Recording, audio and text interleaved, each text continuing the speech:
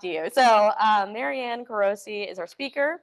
She received her Bachelor's of Science and Master's of Science from FSU in Geology, and then her PhD in Conservation Biology in 2013 from the University of Central Florida. She started birding in 1982 and got her first 120 or so life birds at St. Mark's Wildlife Refuge, which if you're from the area, I hope you've been. If you haven't, definitely go. She retired as the Director of Bird Conservation for Audubon Florida in 2021 so that she could travel widely for life birds and wildlife, culture, and history. Tonight, she'll share her March 2024 trip to Cuba to see Cuban and Caribbean endemic birds. And I hope you will all give her a warm welcome while I set her up. Do you mind if I put this on you? Do you mind if I...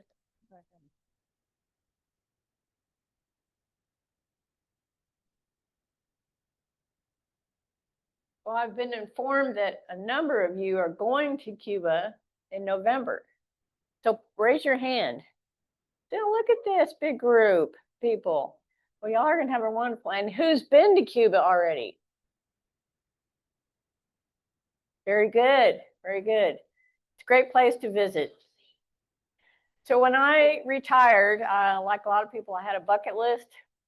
And Cuba was number 2 on my bucket list. And I handled number 1. And then I decided it was time to go to Cuba. An opportunity came up. I'm sorry.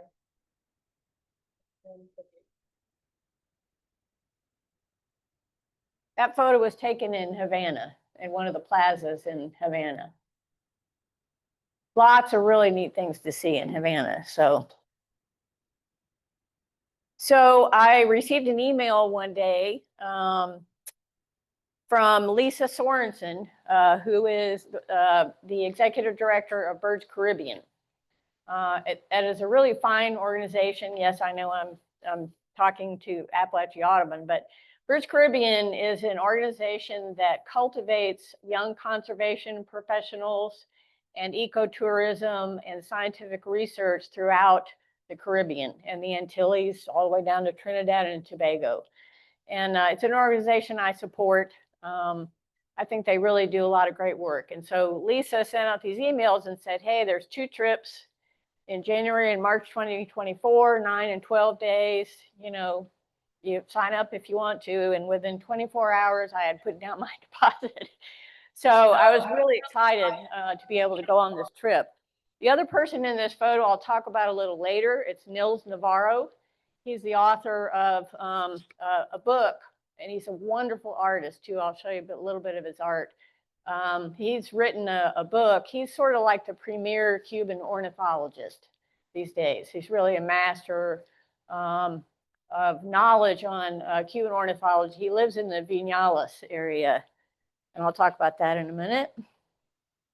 So we had in Cuba guides, whom some of you know, Ernesto Reyes, and his wonderful partner, Tanya Pinheiro.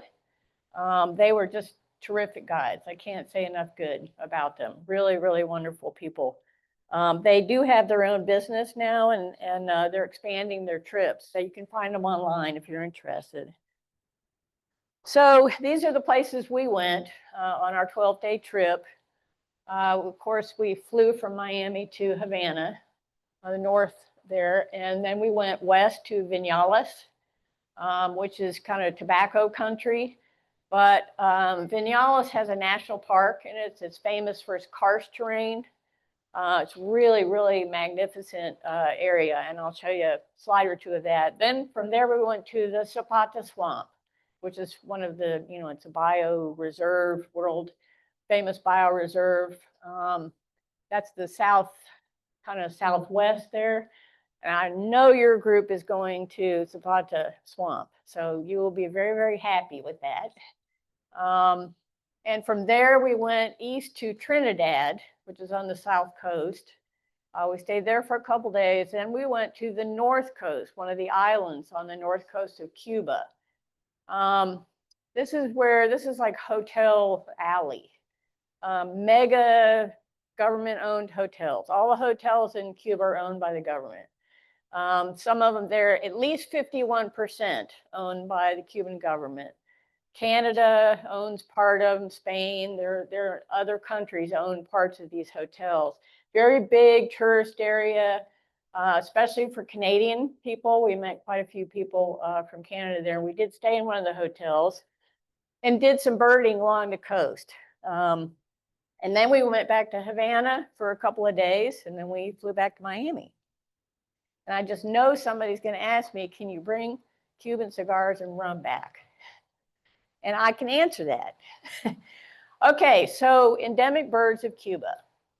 Going to start through this sequence. I'm using the sequence in Niels Navarro's book. So Gunlock's hawk looks a whole lot like a Cooper's hawk, except it's darker. They nest in pine woodlands. Where we saw the life bird, my life bird, was in the Botanic Reserve on the outskirts of Havana. So there was a nest there. So we saw the female was on the nest with a chick, and the male was kind of up in the trees. We got to see him and hear him. She wasn't particularly happy with us being there, so we had to keep backing up. And then a photography group showed up, and she was even less happy.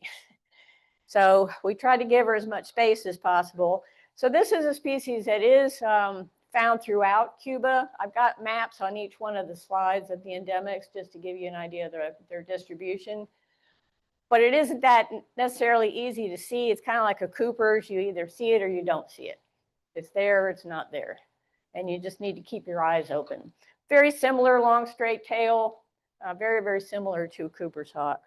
And there aren't any Coopers there. So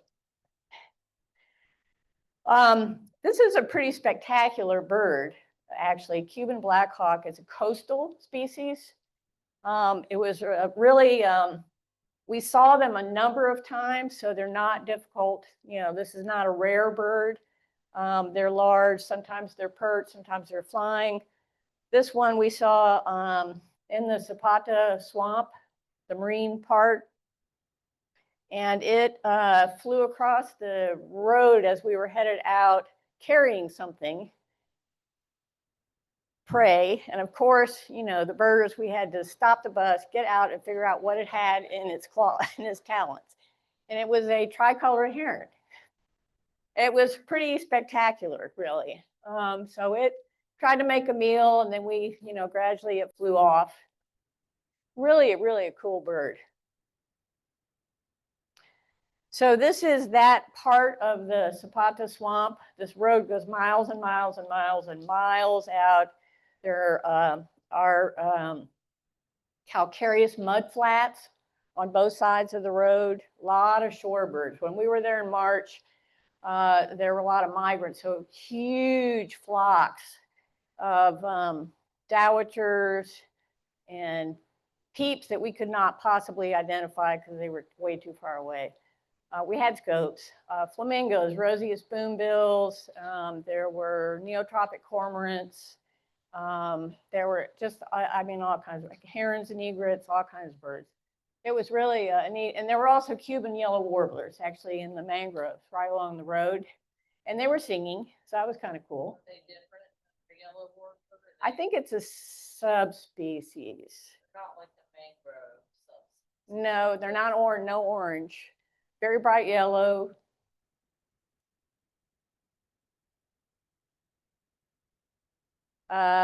Another really gorgeous bird. You know, I had never seen a dove that looked like that.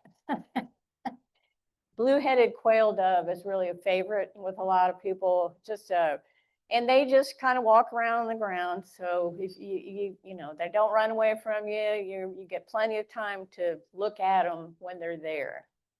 They do come to yards and gardens. People, you know, feed birds. And this was around a snack shack at a tourist area. And they were there. They sure were there. So we got plenty of really good looks at them. I think Ernesto is doing some research on these. And I haven't been in touch with him to ask him exactly what it was. But the other dove, okay, so there are lots of Zenaida doves there too. They're like a dime a dozen. Gray-fronted quail dove is an endemic. We saw one from pretty far away. They're in heavily forested areas. It was around the Zapata swamp. Really a beautiful dove, but very hard to see, very difficult to see. It was in heavy shadow. Nobody got a good photo of it, so I had to take one off eBird. Fairly limited in distribution, but you can see they are around the Zapata swamp. So they're there if you can find them. So this owl, this is one we all wanted to see. And we went out in this, this road that went off in the middle of nowhere. And there were millions of mosquitoes. It was at dusk. And Ernesto and Tanya said, oh, it's going to come out of these 2 power poles here. So we all waited, and that didn't happen. But then we started to hear it. So I learned this rule years ago. One of my birding mentors said to me, when you go on a guided trip, like especially to a place where you've never been and you've never seen these birds, and every bird you see could be a live bird, you want to be right on your guide's shoulder every minute of the day. So I was right on Ernesto's shoulder. And there 3 of us saw the owl, the rest of them didn't. So I did get a look at it. You know, it is huge eyes and the screech. Woo! It was really, really, again, a very widespread bird, but boy, you know, you got to know where they are to be able to find one. And a guide is pretty much indispensable. This is another cool, the pygmy owl. You know, there are a lot of different species of pygmy owls. These are visible during the day. This one was near Ernesto's house. So we had it staked out for us. Really neat little bird, you know, just like they have the eyes on the back of the neck, like a lot of pygmy owls, all the other pygmy owls do. So really, that was a fun bird to see. Again, very widespread. The Cuban nightjar we saw in the area where the bare-legged owl was at dusk. You know, flashlight, big, you know, eyes reflecting, taking off and flying. We were out in an open field, so they were pretty visible to us. Widespread, but, you know, they are where they are, and they aren't everywhere else. And then there's like the favorite, you know, the one everybody wants to see. The smallest hummingbird in the world lives in Cuba. And it is restricted, you know, geographically. And of course, the Zapata Swamp is one of the better places to see it. So I know you all will have it. There are in the town of Huron, there are places that have hummingbird feeders set up in little gardens. So even, you know, if you strike out just in the woods, you should be able to go to one of those places and sit at their feeders and see them. So the males and the females, they're really beautiful. They're like this big.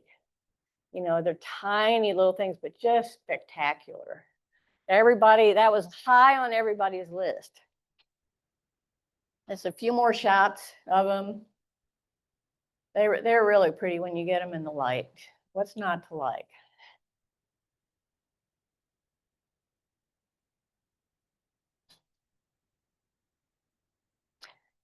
And another favorite, you know, crowd pleaser is the Cuban trogon. This is the only trogon species in Cuba. The colors of the trogon are the colors of the national flag of Cuba, red, white, and blue. It is just a gorgeous bird. The tail on that bird, I just loved it. I mean, it's like lace almost. Really beautiful. So the best way to see one of those is to hear it first. They have a very distinctive call. You can go on Xenocanto, get the call, kind of the scent, the quality of the sound, and then you can track it down. Like other trogon species, they don't move around a lot. They don't fly a lot. They sit, they turn their heads, you know, look for prey, and every once in a while they'll fly. So you've got to really look for them, but fortunately they're, you know, pretty good size. So you have a good chance of finding them. And there, you'll see them several times. You'll see them. This is yet another crowd pleaser. It's just gorgeous, small bird. So the Cuban tody, interestingly, is closely related to the belted kingfisher. And it has sort of a rat-a-tat-tat-tat-tat sound, call, just like a kingfisher. It's really interesting. And, Ernesto pointed that, and he said that, and we're like, what? But then we started listening, and sure enough, you can hear the same sort of staccato sound like a belted kingfisher. And then you hear what, then you start hearing them. So when they're out there, these guys move around a lot. They're pretty fast, but they do perch. You can get good looks at them. They're really just stunning little birds. That was one I really wanted to see. Cuban green woodpecker is a real beauty. Abundant, fairly abundant. You'll see these a bunch of times, I'm sure. Really a gorgeous woodpecker. And they get out in the open. You can stand there and watch them as long as you want to watch them. Really a pretty bird. Fernandina's flicker is a little harder to see. It's very, very restricted geographically. The one we saw was a young male, and it was out near Trinidad. Ernesto had this thing staked out. And we pulled up in a bus, and kind of in the middle of nowhere, there was this massive tree that had no leaves on it. He said, go get around the tree and watch. And he played the call, and here it came. Flew from a good ways away, landed in this tree, and stuck around for a while so we could see it. So it's a good sized bird, probably like this. It's a pretty big flicker. The only one in Cuba. And I don't know who a Fernandina is. I've been meaning to look that up. Cuban parakeets, we saw once or twice. This was the best photo any of us got of them. They look like parakeets. They're kind of neat. They're busy. They're always in clusters and groups. And I think you'll see those around the Zapata Swamp also. They're abundant where they are, and they're pretty. They're really pretty. There is unfortunately a thriving cage bird business in Cuba, which is, makes me very sad, but it's there. The Cuban vireo is the resident endemic, and it has a different call from the black-whiskered vireo, which is also present. I never did get the two of them separated by ear. I just didn't, They're similar, I know, but, that they are different. But they're pretty. It's got a little white around the ear. So pretty. They're abundant in forested areas.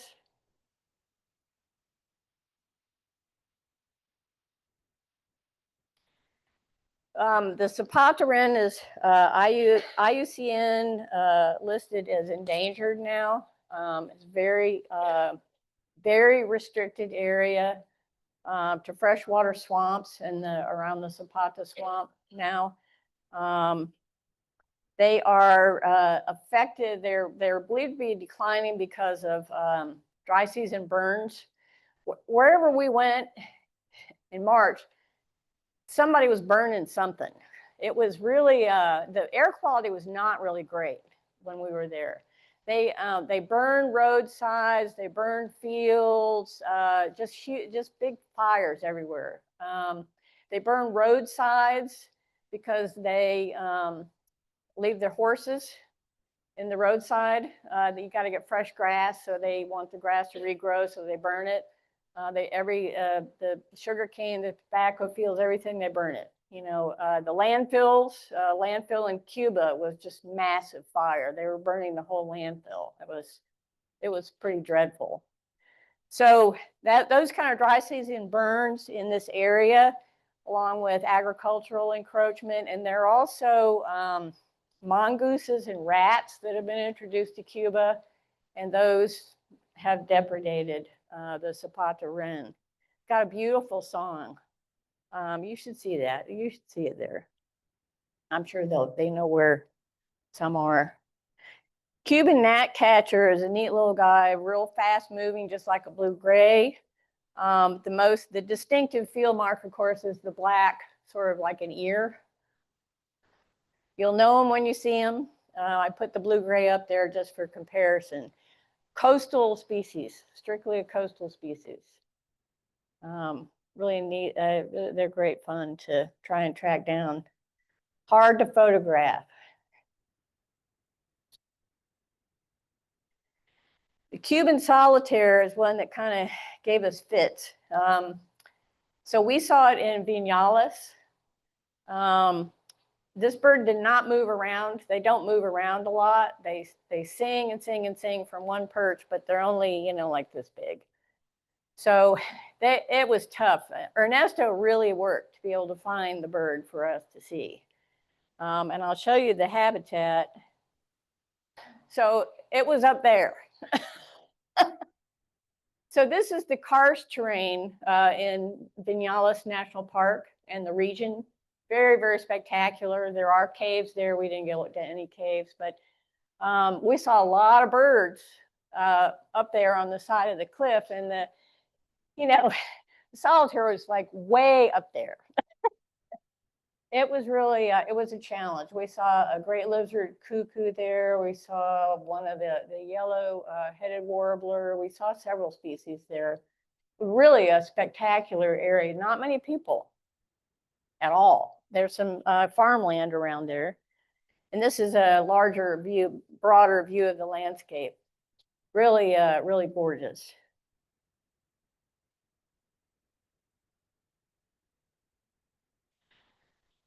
So there are two warblers that are endemic and they're geographically restricted. So the yellow-headed warbler is restricted to western Cuba, and it is indeed yellow-headed. It's actually not a warbler, not in a warbler genus, but it's still called a yellow-headed warbler.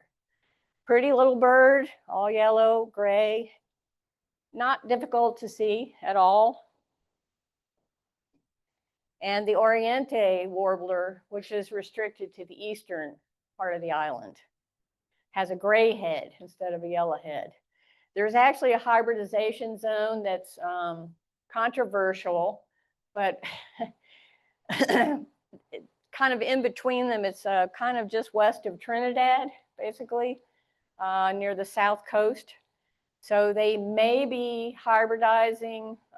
Nils believes they are, Ernesto believes they are. They've seen some that are sort of a mix of the two species, have more yellow, like on the neck, but a gray head. They're different than either of the two pure end members. Again, not a warbler, but still called a warbler there. This was one of my favorites. Just a spectacular bird. The Cuban grassquit is an endemic species. This is the male. Whoop. And that's the male and the female. These were found in kind of open fields with brush. They are fairly widespread, but I don't think they're abundant. They're not abundant.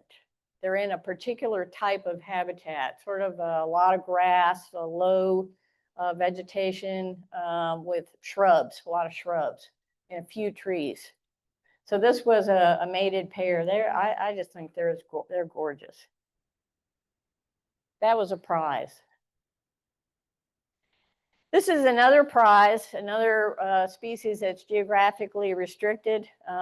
Zapata swamp, the sparrow. It's a pretty bird, and it's got a pretty song. It really is. It's gorgeous, and this bird spent a lot of time. It was pretty easy to see where you found. You have to find it, but then you get good looks at it. It doesn't fly away. It just went around foraging. You should get good looks at this one too. The Cuban oriole is very widespread, very abundant. The adult male is at the upper left there, and that is a juvenile male. At the lower right, the female just looks like that, except for not with the black, no black on the back.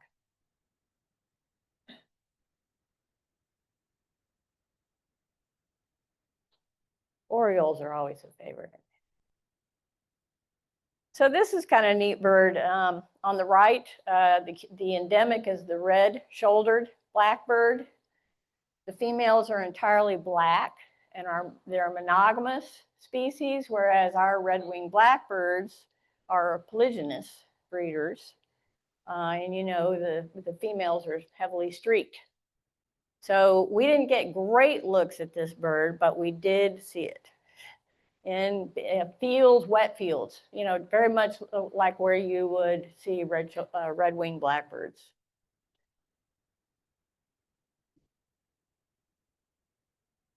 Cuban blackbird looks like a blackbird. That's a, you know, check. Off to the next one.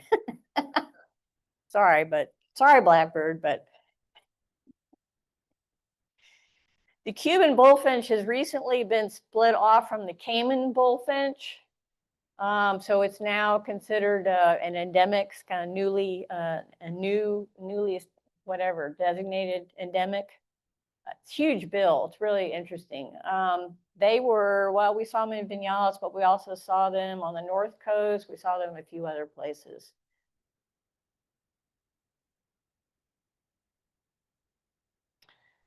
So the Cuban kite may be extinct. It was last seen in Humboldt National Park, which is in the northeastern part of Cuba. Nils and Ernesto told us if they are still extant, they may be around Guantanamo. I was going to ask that. And there's no access at Guantanamo. Yeah. Okay. Yeah. Yeah, that's the U.S. Navy base, you know, is a possibility for the Cuban kite, but, you know, who's going to get in there? There's just nothing known, no information. So this was once considered a subspecies of the hook-billed kite, which some of you may have seen in Texas. So it's a neat, cool bird, but there was a pair seen in 2010. Nobody's seen one since. Nobody's reported one since. That doesn't necessarily mean nobody's seen one. They just don't want to tell everybody else about it. The Zapata rail was last seen in November 2014. It is in very, very remote areas of the Zapata swamp. We did not see them.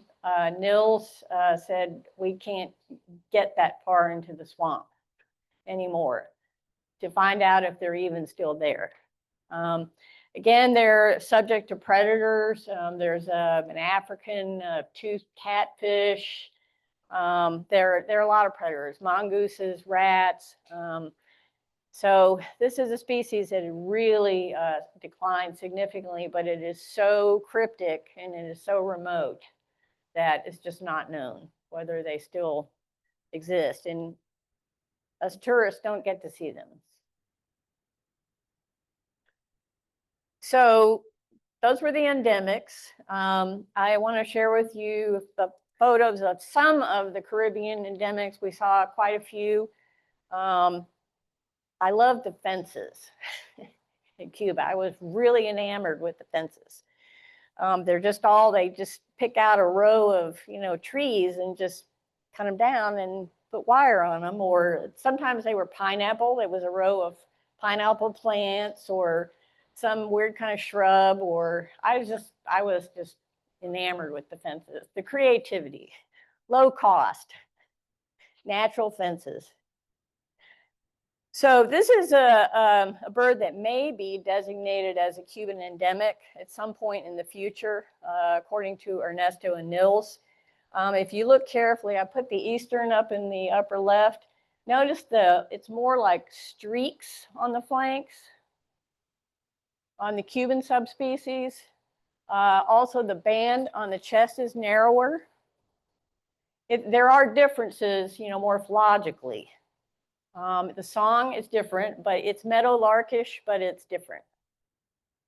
So it's a potential future candidate for being designated as an endemic. How frequent is that? Not very. We only saw them one place, but we just looked at 4 of them in one place where I think Ernesto knew they were. Typical meadowlark fields, grassy fields along the road. Stop and look. So loggerhead kingbirds are abundant there, but they're also found in the Bahamas, some of the other northern islands in the Caribbean. The giant kingbird, this is kind of an interesting thing. This bird was once extant in the Bahamas, but is extirpated, now believed to be extirpated in the Bahamas. It hasn't been seen for years in the Bahamas. So we had this whole discussion, does that mean it's now should be called endemic to Cuba? Nil says no, because it was once native to the Bahamas. So it wasn't only originally endemic to Cuba. It's just an interesting thought process to think about that. So this has a huge bill. These are found usually along creeks or rivers, riverine habitat. The loggerheads are found everywhere. Flamingos, of course, I have to show you flamingos. So we saw a lot of flamingos around Zapata Swamp. We also saw enormous flocks along the north coast. So their main breeding areas are in the bays where the islands intersect Cuba on the north coast. There's mud flats back in there on the eastern end, and that's their main breeding areas. So to give you an idea, can I play this? So this was one flock we saw. These are the flocks pre-breeding. They're gathering before moving off to the breeding grounds.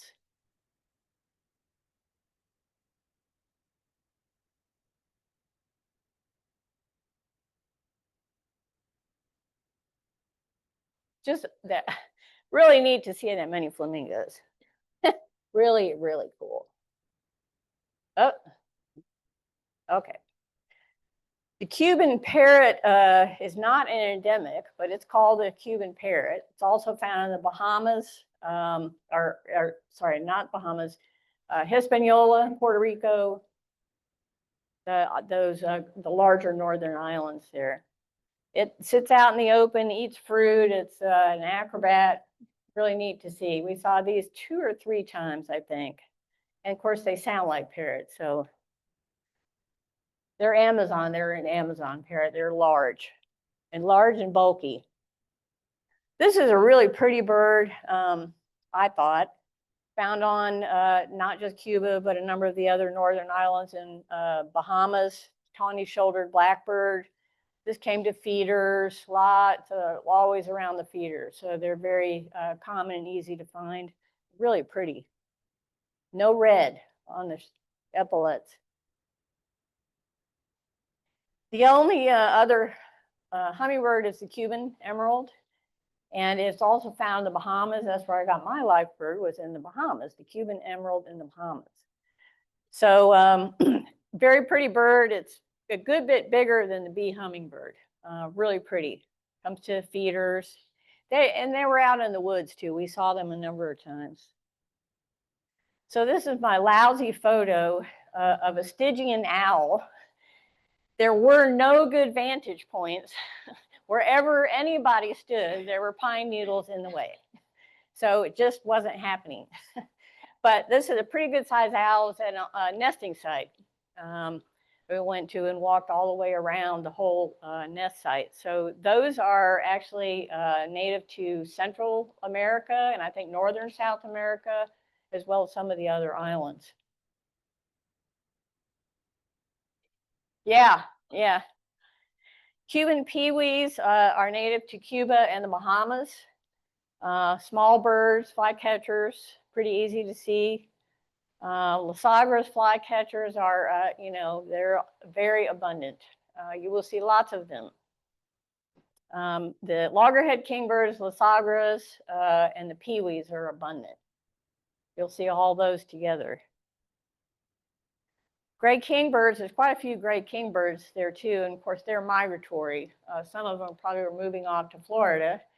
So they were there in numbers in Cuba when we were there in March. Black-whiskered vireos were abundant and singing in March. So, and of course, some of those nest in Florida too.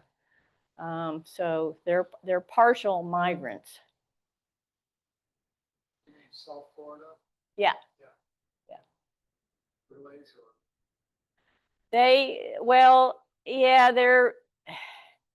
I looked for them in Ding Darling National Wildlife Refuge, and they are seen there.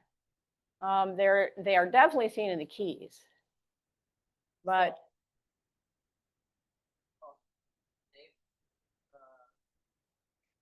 at Ball Point in April. They Wow. pass through. I know that Bob and Lucy Duncan have had them in their yard, Oh, and where are they going? They're overshoots. Overshoots. Oh, okay. Yeah. There you go. Well, I know they've been seen in the past at Honeymoon Island. I looked for them there too, and they were just there yesterday when I was there. So the red-legged thrush is very abundant. They're found on many islands throughout the Caribbean. They're easily, seen. So the interesting thing that was pointed out to us is that on the north coast only, they have red bills. They have black bills everywhere else in Cuba. Kind of unusual. They're really easy to see. They've got this beautiful peach orange belly. They're pretty birds, and they're very easy to see. You'll enjoy them. We saw flocks of black-necked stilts up to, I think we counted about 180 in a flock when they took off. It's neat to see the shorebirds, in abundance there. A lot of ducks, including some, shovelers, but the West Indian whistling duck, also found in the Bahamas. I think some of the other islands, pretty long-legged duck. We saw those 2 or 3 times. Actually, we only saw these on the north coast, though. So this was one of my most desired birds, the great lizard cuckoo. Look for it in the Bahamas. It was just here yesterday, right here, when I was there. Right here yesterday. It's an amazing bird. It's got such a long tail, and it's got a red eye. It's really a neat bird. They do vocalize occasionally, but mostly you see the movement. We did see them on the ground actually eating. So you can see them in trees or on the ground, either one. White-crowned pigeons found in the Everglades in Florida. They've been hunted quite a bit, but they are fairly abundant in Cuba, fairly common. Western spindalis, they occasionally stray over to Florida, as I'm sure some of you have seen them. They're common in the Bahamas, and in Cuba they were pretty common and beloved. We enjoyed seeing them. This is a neat little bird that a lot of people kind of write off. I think they're really neat. I think they're really cool birds. That X, that yellow-orange X, that's the male in the upper left, the adult male. And a variety of them at the feeders. They're definitely feeder birds. They're everywhere. You'll see them in abundance. I never got tired of seeing them, though. So the Cuban kestrel, again, it's a subspecies. I put a few photos up here. Our southeastern U.S. kestrel. Look at the underwings and the flanks. So in Cuba, they just don't have spots. They're just very pale, plain.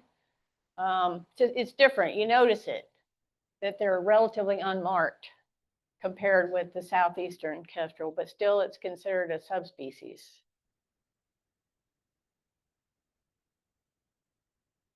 This is a real stunning woodpecker, very common, widespread. We saw this quite a number of times, but really interesting markings on this woodpecker. Very widespread and a cool bird. So I put the great, a lot of people like grackles. But this grackle, look at the tail. This grackle always put its tail vertical like this. And I thought that was the most interesting and unusual thing. I'd never seen other grackles do that, but this was pretty common. And the males were kind of showing off, you know, fluffing. I thought that was really neat. Yeah, Instead of, the tail being flat like this, they would hold it vertical. Yeah, perpendicular to their body. Yeah. And of course, we saw warblers. It was still, you know, Cuba, and there are a lot of migrants. Some species are more abundant there.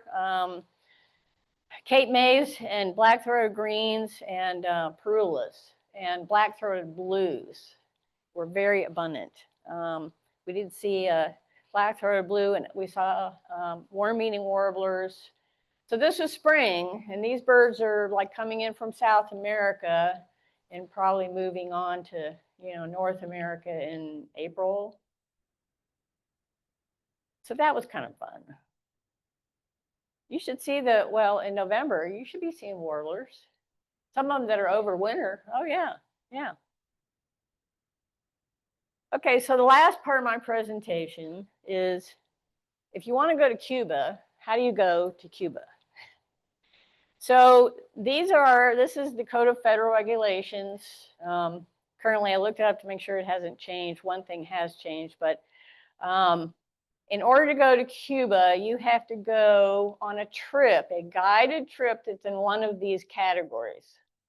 You cannot go as a tourist and rent your own hotel and do whatever you want to do. You have to go with a group that has a license from the federal government. So it can be art, church, you know, religious activities. It can be educational activities. It can be health activities. Some people are able to go with groups, like there's a jazz festival in Havana and Santiago, I think in January each year, and some people go for that. Our group was licensed under this category, support for the Cuban people, which is a real generic thing, and yours probably is too. So it's a real generic thing, and like, what does that mean, you know? So what it means is that you stay in family-owned, it's sort of a cottage business in Cuba now.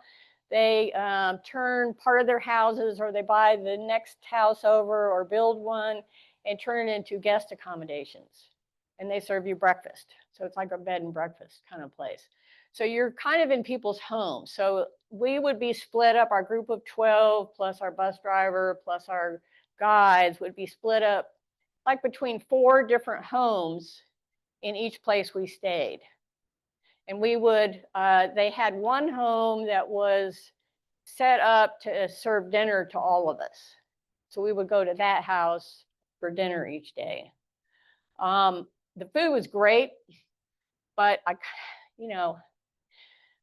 end up feeling bad because they don't eat like that. You know, they got special food for us, you know, because they want us to feel welcome and, you know, whatever, taken care of. So the food was very good. We had no complaints, even vegetarians. So we also went to some locally owned businesses. I'll show you a little bit about that. We went to the Bay of Pigs Museum. We had a guide from someone they're very nationalist at the museum. If you go to the museum, you're going to get the nationalist, you know, Fidel, pro-Fidel, the revolution. So you got to be prepared for that. But it was still interesting. They had a lot, I mean, just enormous, exhibits, and it was really interesting. So we also were instructed to bring gifts.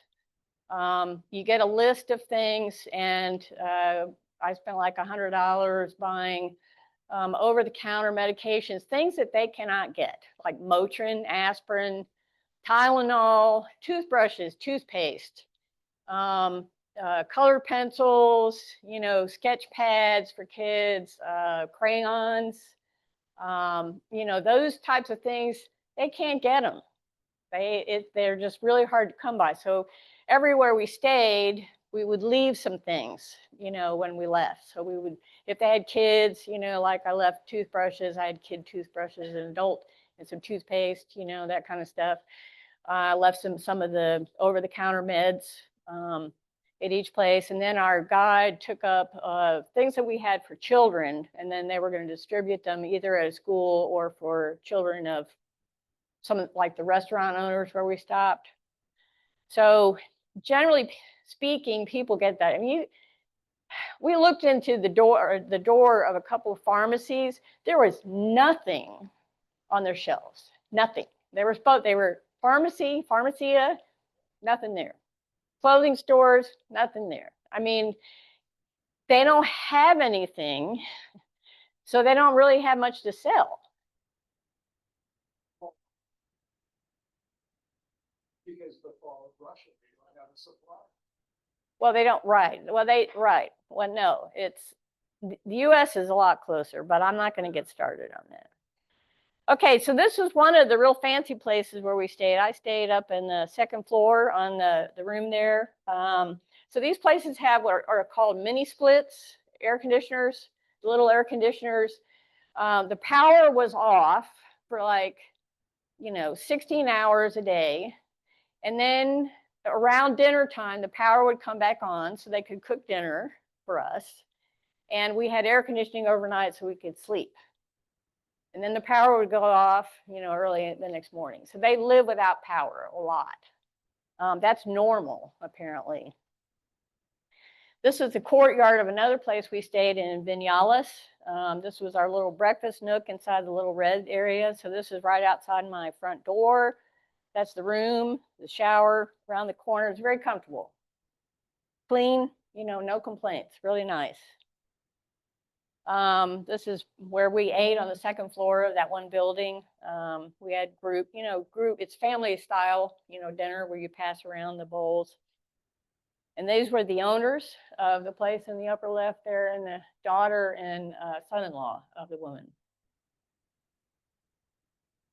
Buses are Chinese made, and there are a lot of electric Chinese cars there. In our backyard, China is shipping, huge numbers of vehicles. So every tour bus there is Chinese made. They're very comfortable, but they're all, these are government employees that drive the buses. They get paid a salary. And when we stopped for gas, they had to have their tie and, shirt tucked in. And when they were not stopping for gas, they looked like us.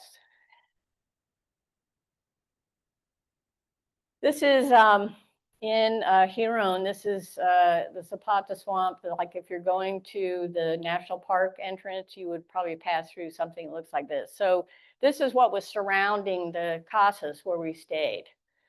A lot of poverty in Cuba. It's more poverty than anything else. Lots of partially constructed houses. Finally figured out why there's so many of them. It's because they don't have to pay taxes on them until they're completed.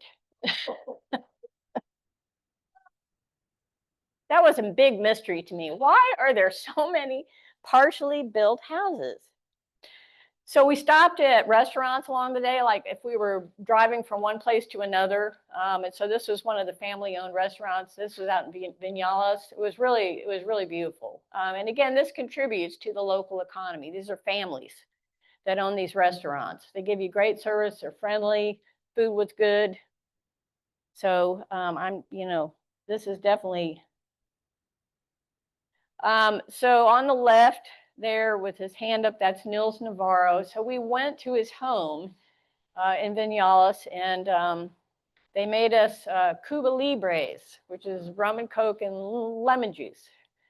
And we sat around in their living room, and he showed us his artwork for the next edition of his book.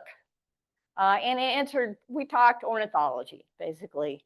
It was really interesting. So that's Ernesto. If you don't know Ernesto, just behind Nils in sort of the camo shirt, that's Ernesto Reyes.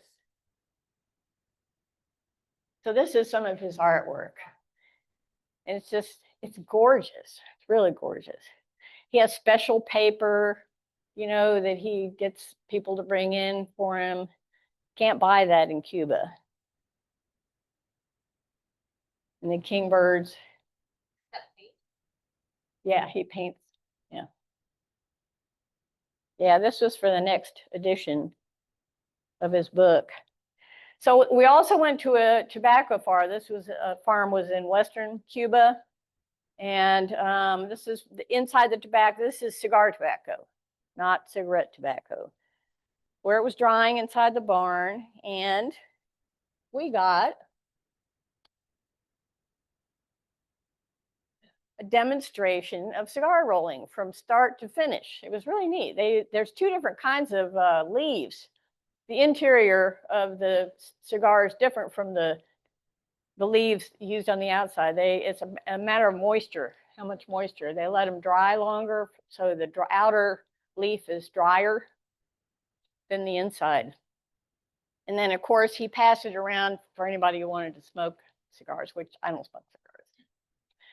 But several people tried them. They smell good. I just don't want to. So afterwards, so this is a family-owned farm. They had this area set up where you could get Cuban coffee, and you could buy cigars if you wanted to purchase a few of them. So they had tasting. They also had rum that you could taste, homemade rum that they make on the farm. So that was really fun. So the fellow in the middle with the hat is the farmer. He owns the farm with his family. And so we asked him, a group of us standing around, so how much do you pay in taxes? And he said, the government gets 90% of our crop, and we keep the other 20%. And then he walked away. And we're like, that's good. That's good.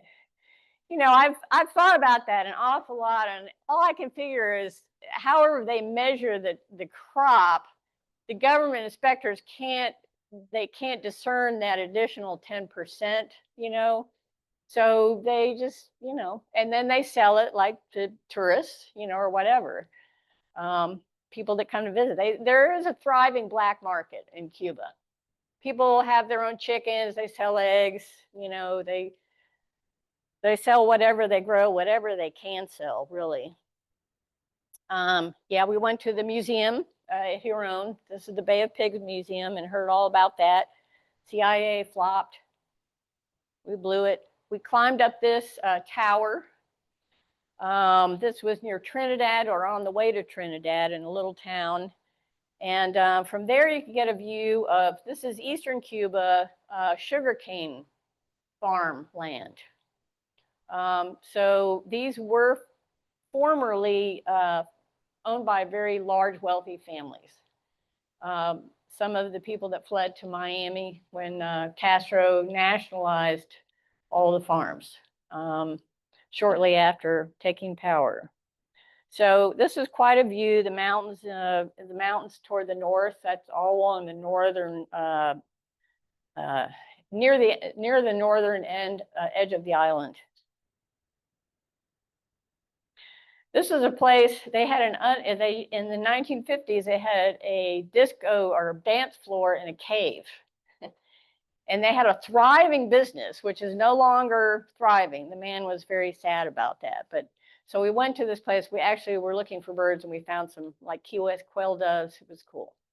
But I just thought that was really neat. That and it still had the dance floor in it and everything, but they weren't using it anymore.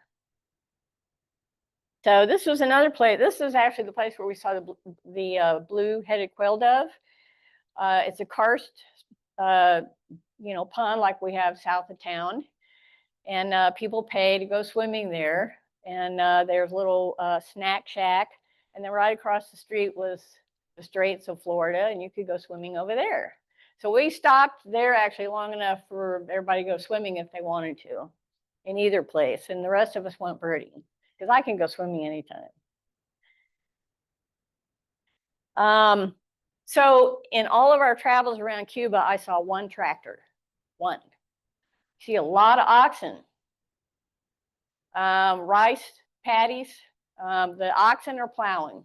They're still using oxen. There's just no farm machinery. There is a lot of political propaganda. Wherever you go on the roads, small towns, Havana, everywhere along the highways, there's a lot of political propaganda. Billboards. Transportation is diverse in Cuba.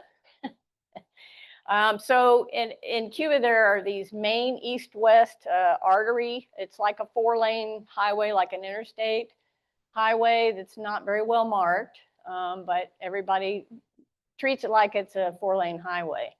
But you see horses and carts on it. You see motorcycles. Some of them are going fast. Some of them are going very, very slow. You see like 1955 Chevy Suburbans packed full of people going somewhere. You see all kinds of Chevys. I mean, they're great. I mean, cars going really, really slow. Some of them are going like normal speed. They have these little carts with the 3-wheelers. They have these little tractor things that are motorized ones. There's some that are pedaled. It's really interesting to see. There are a lot of horse-drawn carriages. They're all homemade. They all look different. Every one of them's different. Very colorful and interesting. And they sell garlic on bicycles. Fruit stands, vegetable stands. I just love the garlic. I saw more than one of those with the garlic bulbs hanging off the handlebars. That's not only cooked food, right? No raw food, uncooked food, right?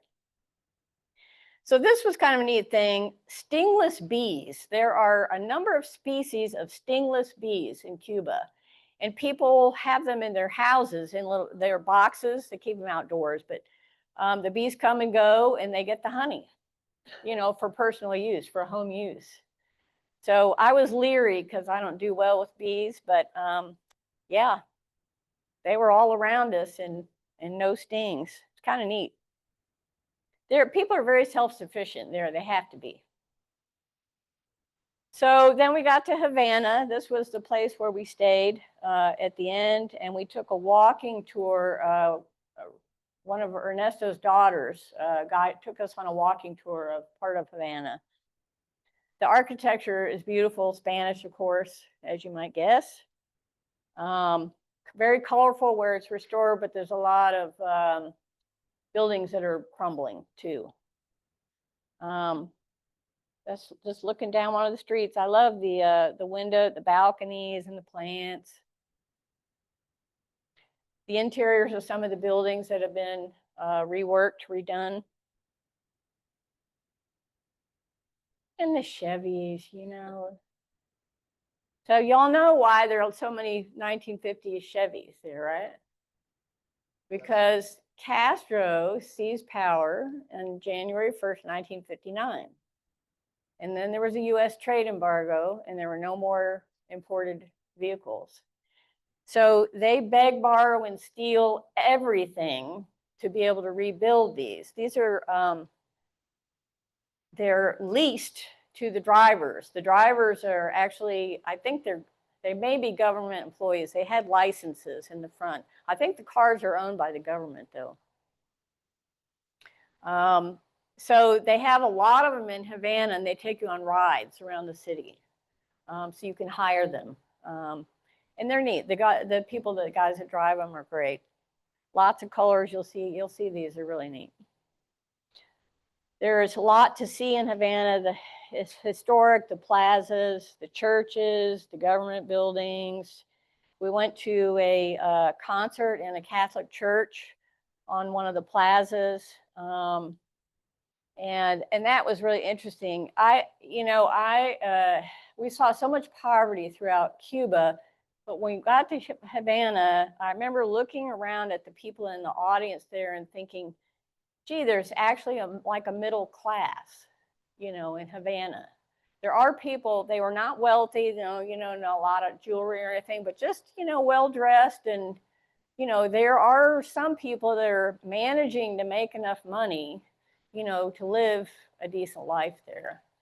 And probably people like Ernesto and Tanya, they have, businesses, but they pay taxes. All the casas where we stayed, they had to ask for our passports. They have to keep detailed records because they pay taxes on the money that they earn renting these places out. So, and they get inspected. I mean, they have to keep meticulous records. And then last but not least, this is El Morro, the castle, the fort that sits on the west side of the mouth of Havana Bay. So I'm west of that, actually. And this is this big road in front of me with the sidewalk and the barrier there. This is the Straits of Florida. This is called the Malecón. And it's very, very famous. It's a drive. It's like a promenade. People drive up and down the road. They walk with their families, on evenings, weekends, up and down this big sidewalk. They have festivals and that kind of thing. It's really a classic Havana. So I think that's it. Probably my long talk there, but I hope I didn't see anybody fall asleep.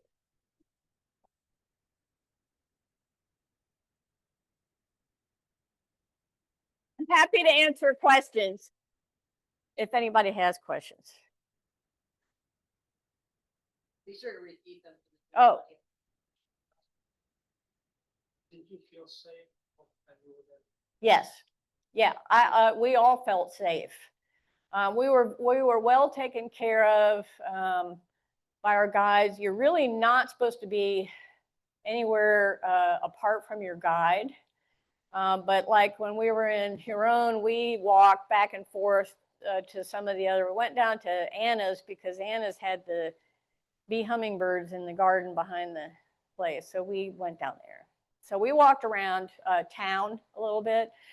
There's crime is not really, well, what are they going to steal? There's nothing to steal.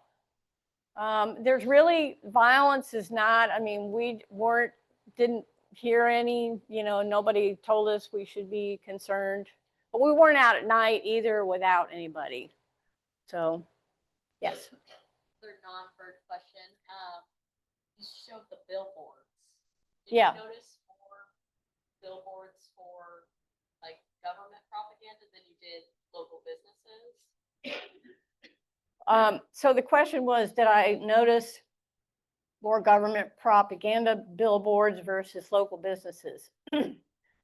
There's like no signage for local businesses. There's no advertising for local businesses that I saw. It was all political. Well, excuse me. It's mostly, photos of Fidel and Che Guevara is what it is. And it's, it's fatherland or death. Patria o muerto. It's that kind of stuff. It's, Yes. Were the birds smuggled out of Cuba, or is there illegal? Excuse me. The question is, are birds being, or as pets, caged birds being smuggled out of Cuba, or is it local or illegal pet trade? So there were Cuban parrots in cages on the roof of the bed and breakfast where we stayed in Havana. So it's legal to have cage birds, and there were some in one town, I think it was Trinidad, there were some cage birds hanging from like light poles along the, I don't know who feeds them. It's very hard for me. I don't do cage birds. That I don't think they're smuggling them out of the country. They might be, but customs, for Cuba into the U.S. is pretty tough. So I don't really know the full answer to your question, but I certainly didn't hear anything about that. I think it's more local people having cage birds. Yes. More about that and go up. Just think on Facebook, right? No, we didn't go there. We really birded our way from the Zapata swamp to Trinidad. It stayed overnight. We went out to dinner in Trinidad. We did we walked around the city. And from there, we just drove to the North Coast. So we didn't really see a lot of Trinidad, unfortunately. I mean, there's so much to see. I would love to go back and stay longer. How many days were you there? It was a 12-day trip. Yeah. Yes.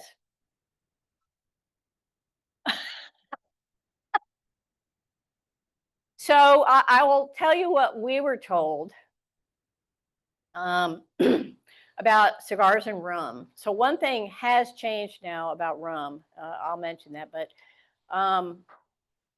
we were told that you could take a few cigars, like for basically quantities for personal use. Like if you wanted to give 2 or 3 or 4 people a cigar when you got back, put it in your checked bag, not in your carry-on.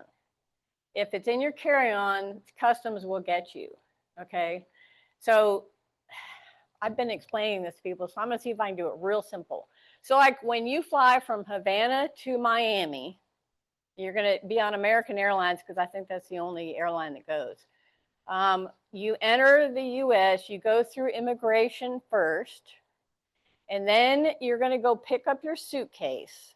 You have to pick up your suitcase. And then you're gonna go into a hallway that says customs or connecting flights. Well, if you're flying to Tallahassee, you wanna get in the connecting flights line. Do not go to customs. I did that. That was my mistake. I had a bottle of Cuban rum in my suitcase and I didn't get the connecting flight thing. So you go through connecting flights, you just hand them your suitcase, it's gone. They're going to send it through to your next destination. That suitcase, they may x-ray it, but they could not possibly open every suitcase that looks like it has 2 or 3 or 4, cigars. So we were told, if you put it in your check bag, it's gone. So I made the mistake of having a bottle of Cuban rum.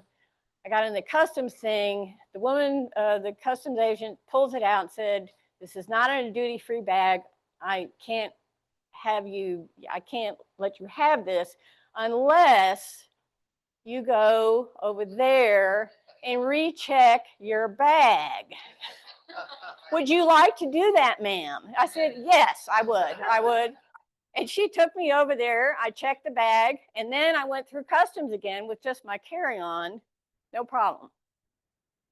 So you now, so you bring your bag. Part- Your bag to, Yeah.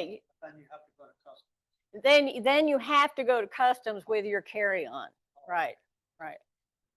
The one thing that's changed recently, because Marco Rubio is now Secretary of State, is that you used to be able to go to other countries and buy Cuban rum in duty-free and cigars in duty-free stores and bring them in your carry-on, like any duty-free.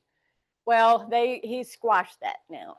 So I have brought back I've brought back Cuban rum from Spain and from Panama as duty-free. Can't do it anymore.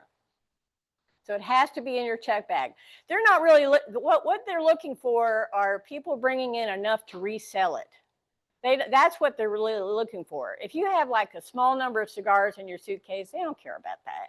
They know people are bringing those in.